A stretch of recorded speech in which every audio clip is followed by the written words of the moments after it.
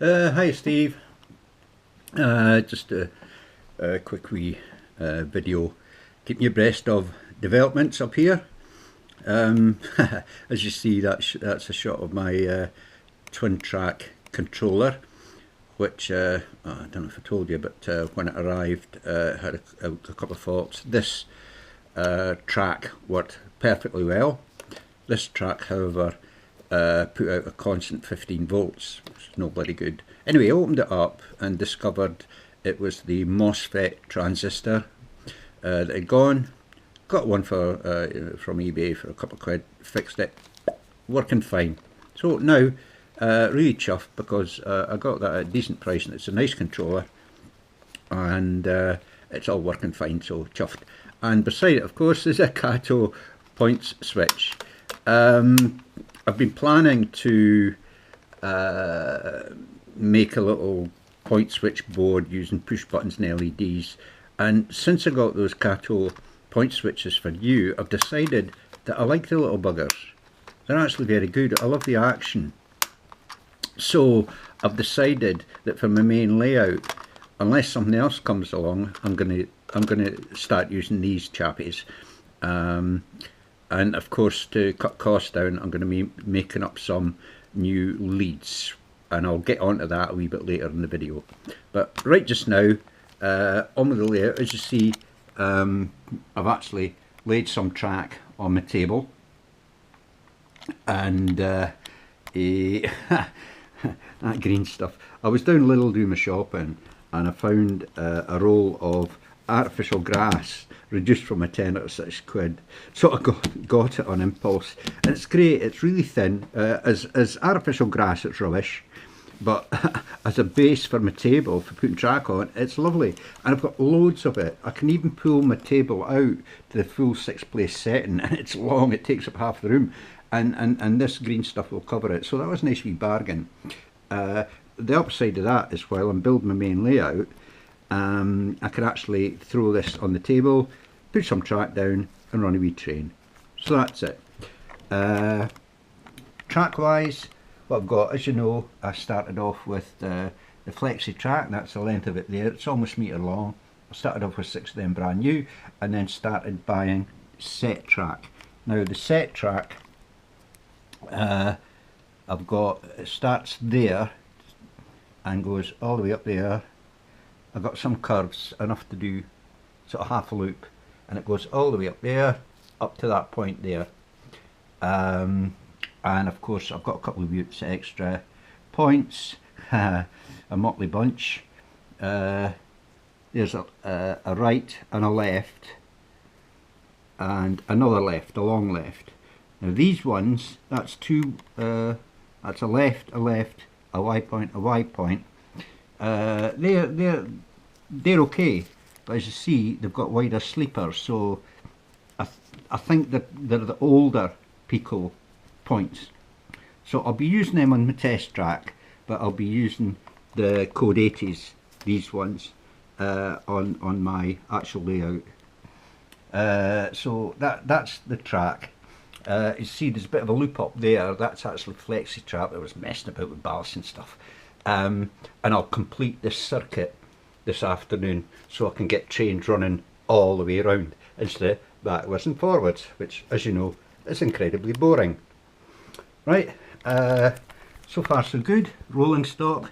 Got a couple of vans that I got cheap. One of them's missing a lid, but that's no problem. Fabricate that alright. Excuse the shaky cam, by the way. I couldn't be bothered digging out my gimbal. So anyway, 2 vans. I've got a couple of tankers, and I've got my a bigger van, a Schweppes van, and a brake van, and that's my entire freight fleet at the moment. Not brilliant. But anyway, like yourself, I'm going to concentrate on track for a bit.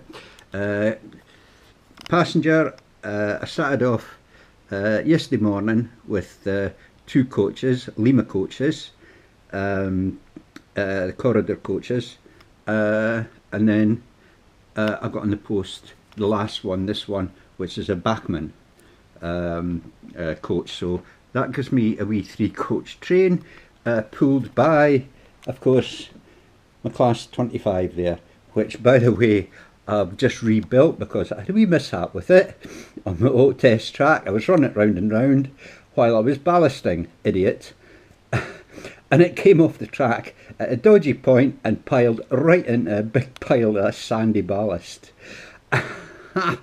What a disaster. It ran, it kind of went forward all right, but going backwards it was screeching like Banshee. So I had to strip it down and clean all the sand a bit. What a mess. And it's not an easy loco to strip down if you've never done it before. The construction's quite weird. I put a couple of pictures on Facebook. But anyway, the good thing is I've got it working again. Please go in the right direction. There we go. So as you see,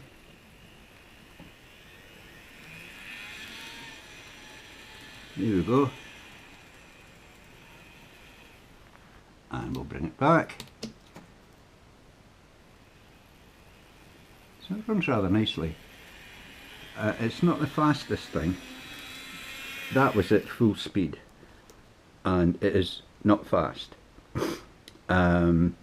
What I'll probably do is use a bit of the hand of God thing, if I can manage it, and suddenly miraculously, you've got a wee glimpse of it there. I put my wee Lima shunter on. This is a mad wee thing. It was the first Loco I bought, and I got it quite cheap. There she goes. So that's my wee Lima shunter. So at the moment I've actually got 2 Locos at work and another 2 being rebuilt.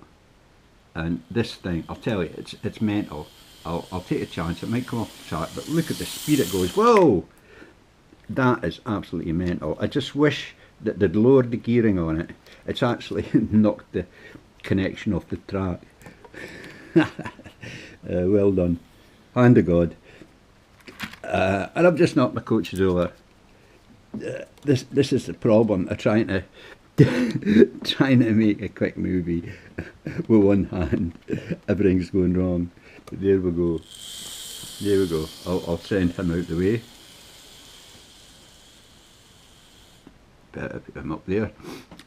So what else is new? Not an awful lot. Got a couple of wee bits and bobs. Obviously had to get myself a new railer.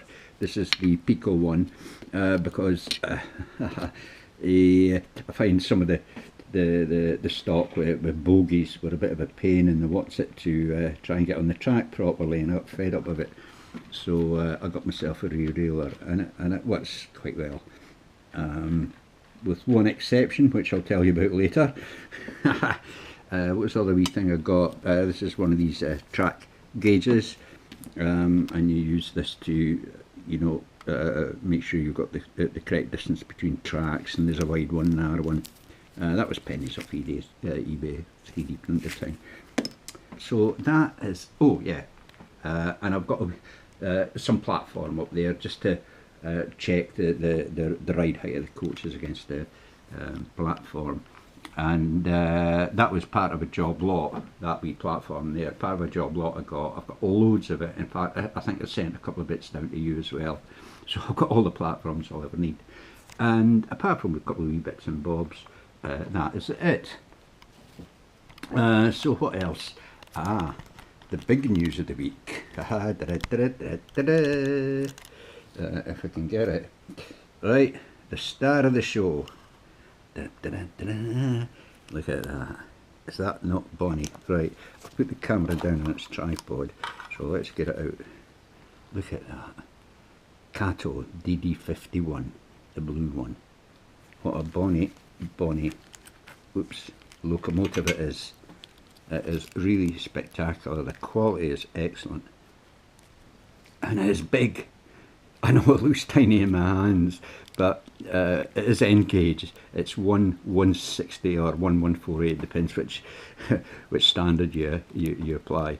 But that's tiny compared to the original.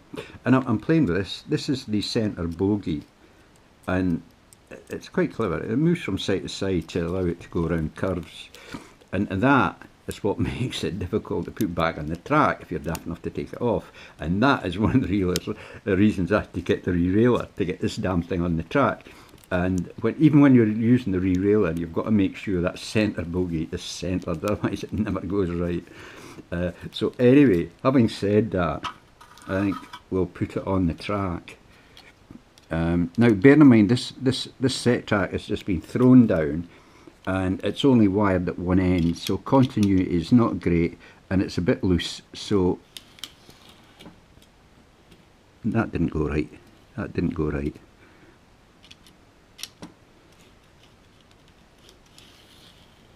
That feels a wee bit better. Right, I'll pick my camera up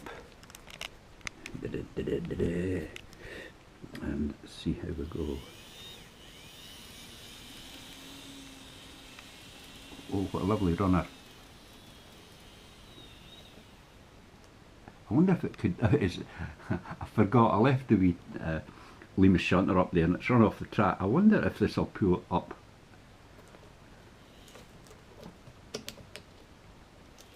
No, it won't. But anyway, there it is. Lovely quiet runner. Runs smooth. It's smoother than Class 25. But then I've just rebuilt it. I'll need bedding in a bit. But isn't that fantastic? Wait a minute. I'll take it back a bit. As I say, sorry about all the shaky cam. Take it back a wee bit and see if we can catch the lights on.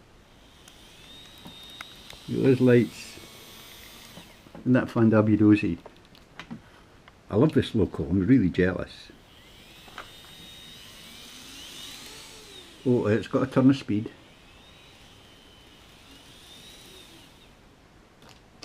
So there we are. That is your class. You're not classman, it's British Railways. Your DD51.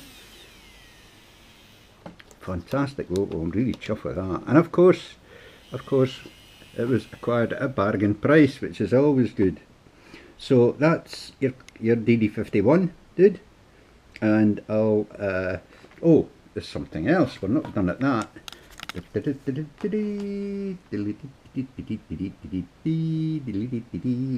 Yay! Right hand point.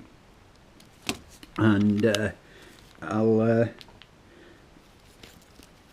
I think I told you before, careful when you're buying second-hand cattle points off eBay.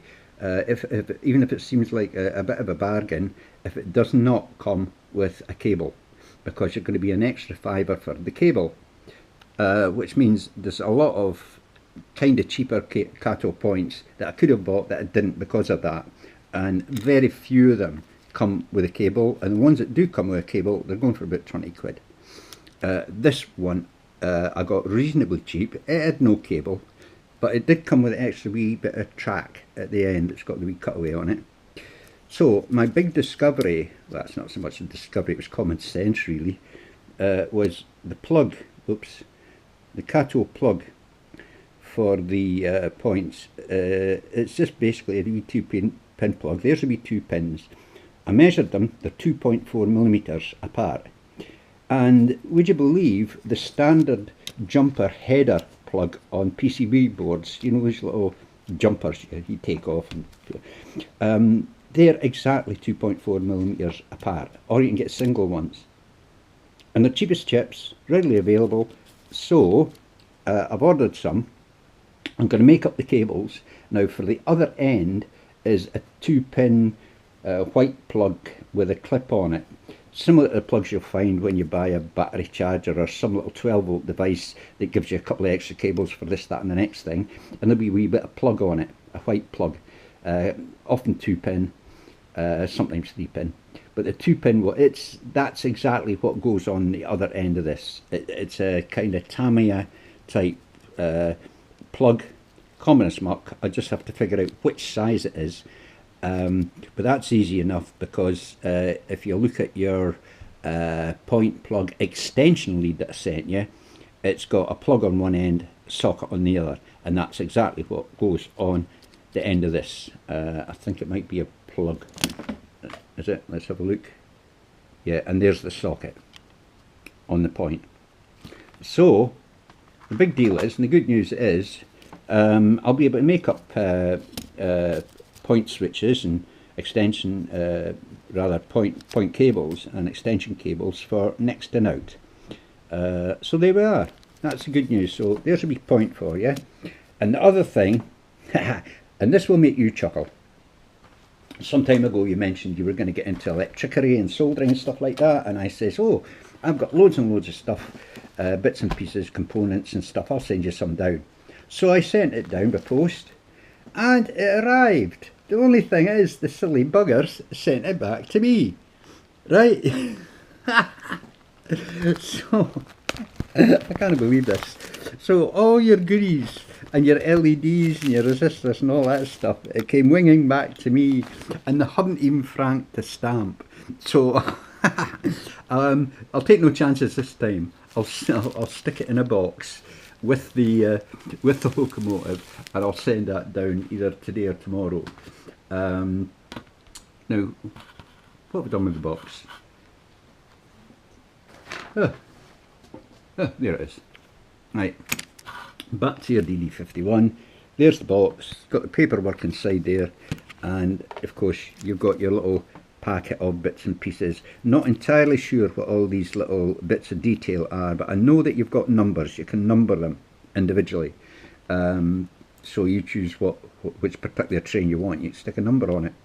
There is a video on YouTube on that very subject. A guy is putting all the wee bits and pieces on his Kato locomotive. It is in Japanese, but it's easy as pie to follow. And I'm sure you've had a look at some of these Japanese videos. They're very good, actually. Unfortunately, a lot of them don't come with any subtitles or anything like that, so you just got to follow what the guy's doing rather than what he's saying. So there we are. There's a DD51. Lovely, lovely thing, that. I'm glad I spotted that. I'll put it back in the box. There we go. So you'll be getting that, and you'll be getting that, and all this stuff, and that is it. So that's it. That's progress so far, dude. Looking forward to seeing this run in your layout, and looking forward to seeing you next video. So catch you later. Bye bye.